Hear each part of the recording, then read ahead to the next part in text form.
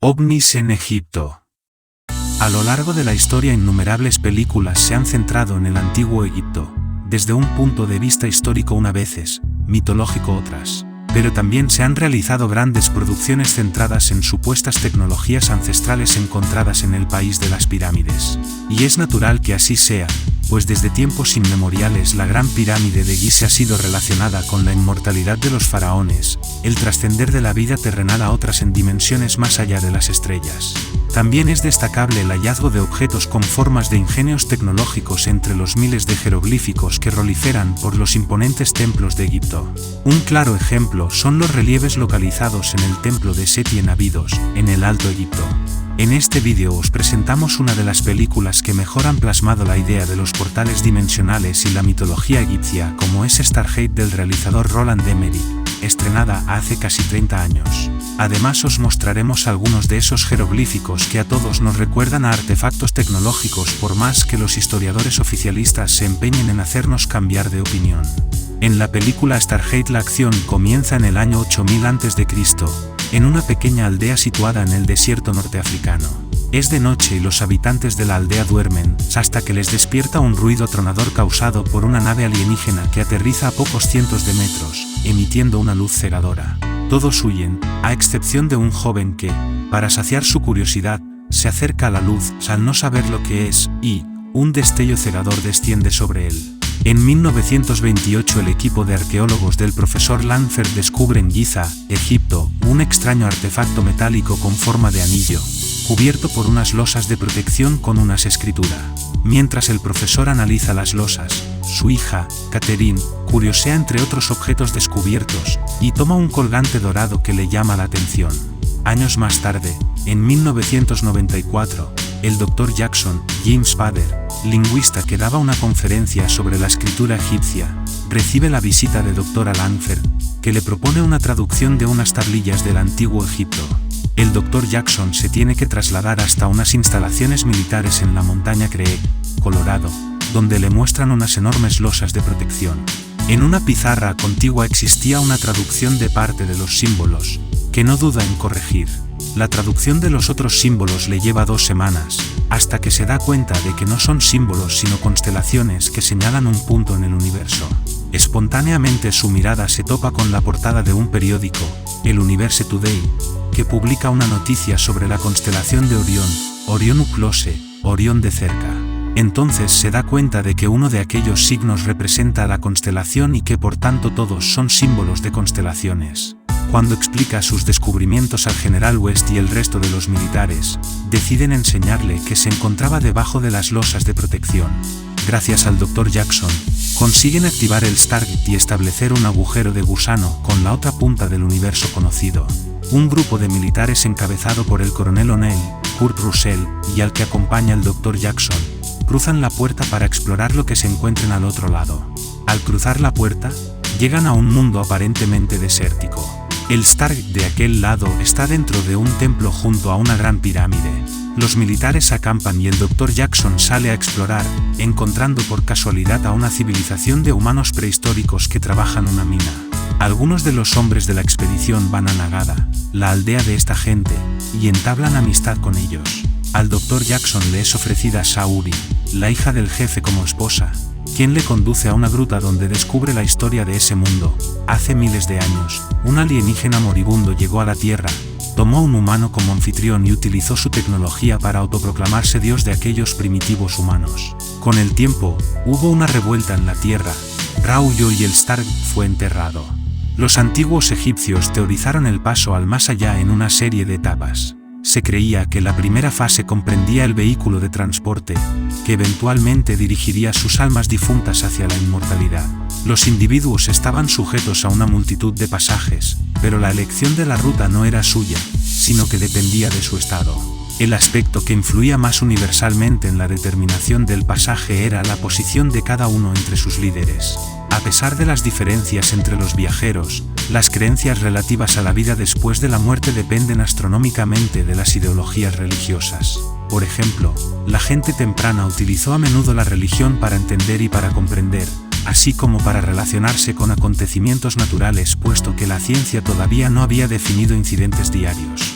Para demostrarlo, no había ninguna justificación para la órbita del Sol, por lo que los mitos religiosos redefinieron y respondieron a las preguntas de los pueblos prehistóricos. Sin embargo, como las incidencias naturales se explicaban por creencias religiosas, otros ámbitos del credo imitaban los patrones naturales de la vida. Por ejemplo, la ideología general asociada con el camino al inframundo se creía que, a medida que la noche ensombrecía la tierra, los difuntos comenzaban su viaje. Y con la salida del sol, no solo se pensaba que había comenzado un nuevo día, sino también una nueva vida. Los barcos de pasaje al inframundo estaban estrictamente reservados para los faraones que habían muerto. Se creía que el dios egipcio del sol, Ra, viajaba al inframundo en barco cuando el sol se ponía. Como una forma de imitar la expedición diaria del dios, los antiguos egipcios construían modelos de barcos, de muchos tamaños, que enterraban junto a sus faraones. Por ejemplo, junto a la pirámide de Khufu, los investigadores descubrieron una embarcación del tamaño de los barcos tradicionales, que mostraba además de la extrema devoción que los egipcios tenían por su líder, sino también su dedicación para obtener la eternidad para todos. En otras palabras, una gran parte de los requisitos para que los fallecidos lleguen adecuadamente al más allá, descansaban en los vivos. Para que los faraones llegaran a su destino final, su pueblo tenía que construir una variedad de barcos para asegurar su partida. Como resultado, las comunidades tenían que unirse para apoyarse mutuamente, de lo contrario su perspectiva de inmortalidad, así como sus creencias terminarían indefinidamente. El compromiso de ayudar a otros a alcanzar la eternidad era un componente vital de la cultura egipcia, como lo demuestran las hermosas embarcaciones enterradas con sus gobernantes. 1. Además, un vehículo alternativo para la entrada al inframundo era el sarcófago. Mientras que los reyes a menudo usaban ataúdes además de, o en sustitución de la creencia en los barcos, los ciudadanos de a pie tenían menos opciones. Por lo tanto, este método era más universal y al mismo tiempo aludía a un camino de entrada diferente y más frecuente. A modo de comparación, mientras que los pasajes en barco dirigían al difunto hacia el dios del sol, Ra, se pensaba que los sarcófagos guiaban a los individuos hacia la diosa del cielo, Nat. Cada sarcófago se atribuía de manera única a la persona que descansaba en él. En otras palabras, cada uno estaba sujeto a una variedad de interpretaciones, todas ellas con el fin de promover al difunto en la obtención de la eternidad. Sin embargo, no a todos los que murieron se les presentó la oportunidad de viajar al inframundo. Dado que los vivos estaban obligados a asegurarse de que los fallecidos pudieran viajar al más allá, también tenían bajo su control eliminar la posibilidad de alcanzar la eternidad. Por lo tanto, los vivos tenían una serie de opciones que evitaban una segunda vida a un individuo indigno que había muerto. Las más famosas incluían la decapitación, que al ser ejecutada, mataba a una persona 2 veces. Como resultado, se asumió que la segunda muerte asociada con la decapitación también había aniquilado la posibilidad de otra vida. Como se señalan los textos egipcios, esta instancia era increíblemente temida, pero ocurría con mayor frecuencia a los que se rebelaban o desobedecían al rey.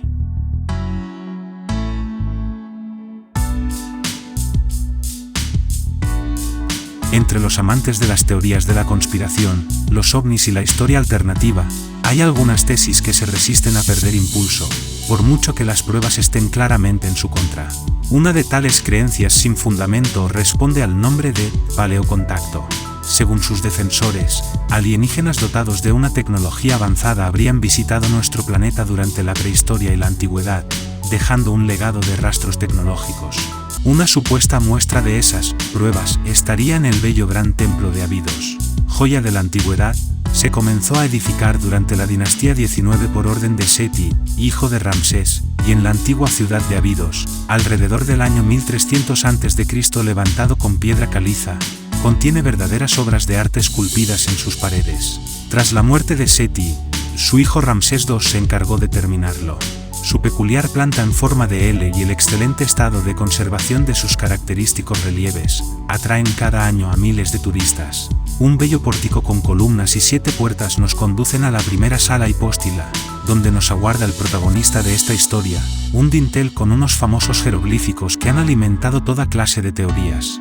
A unos 3 metros de altura se pueden observar las tallas de varios jeroglíficos cuyas figuras, excavadas en la piedra, se asemejan notablemente a vehículos modernos, entre ellos un helicóptero y lo que parecen aviones o, a ojos de algunas personas, un tanque, un submarino y hasta un platillo volante.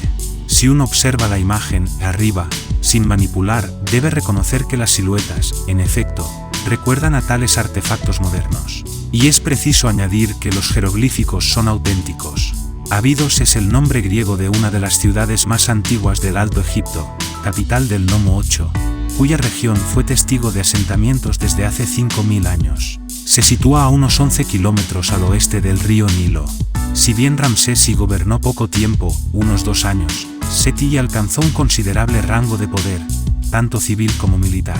Una de las primeras decisiones que tomó cuando ascendió a su reinado fue la de contentar a los dioses con la esplendorosa fundación de magníficos templos, con el fin de preservar la vida de los difuntos en el más allá. Su programa de construcción de monumentos funerarios se hizo posible al contar con la muy oportuna reapertura de antiguas canteras y minas, incluidas las del Sinaí. No fue casualidad que Seti decidiera fundar allí un templo de la grandiosidad del gran templo de Abidos. Los egipcios edificaron construcciones en esa zona desde mucho tiempo atrás, convencidos de que el lugar custodió alguna vez la tumba de Osiris, el dios del más allá. El multimillonario Tesla publicaba días atrás un mensaje que ha generado una gran polémica. Las pirámides fueron construidas por los alienígenas, posteaba Musk en la red. La controversia no tardó en surgir y entonces el fundador de Tesla pareció rectificar y añadía en un hilo con 2 enlaces, uno de Wikipedia y otro a un documental de la cadena británica BBC, que versaban acerca de la vida de los constructores de las pirámides. Las autoridades egipcias, que, tras casi 100.000 retweets, no han dudado en responder al empresario y ha sido invitado a hacer una visita al país para que pueda comprobar lo errada que está su teoría. Algunos egiptólogos le han contestado que no debería hacer tales afirmaciones ni ser partícipe de la difusión de las teorías de conspiración. Entre ellos se encontraba el egiptólogo arqueólogo Seji Hawass. Tildó la declaración de Musk como una completa alucinación, y también le aconsejó que leyera más sobre los faraones y las pirámides para aprender que no tienen relación alguna con el espacio y que fueron creadas por egipcios hace más de 4000 años. Encontré sus tumbas, apostillaba el especialista. ¿Tú qué opinas? ¿Son los jeroglíficos del templo de Seti imágenes de vehículos tecnológicos del pasado o crees que es todo un invento para promocionar el turismo arqueológico en Egipto?